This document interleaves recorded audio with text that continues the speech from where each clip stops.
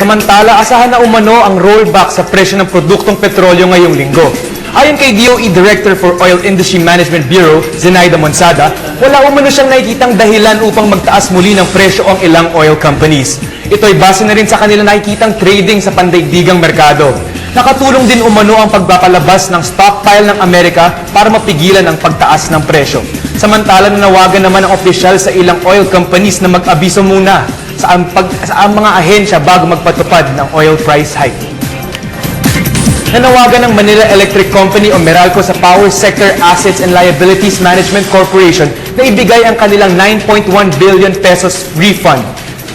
Naghain ng petisyon ang Meralco sa ERC o Energy Regulatory Board para makuha ang kanilang hinihiling na refund mula July 2008 hanggang May 2012. Nakapaloob sa 9.1 billion refund ang line rentals na ipinataw ng PSALM. Ayon sa Meralco, double charge umano ang pagpapatupad ng PSALM dahil kasama na sa transmissions loss recovery ang ibinayad nila sa NTC charge. Naniniwala ang Meralco na kapag naaprubahan ang kanilang refund ay bababa ang singil ng kuryente para sa mga consumer.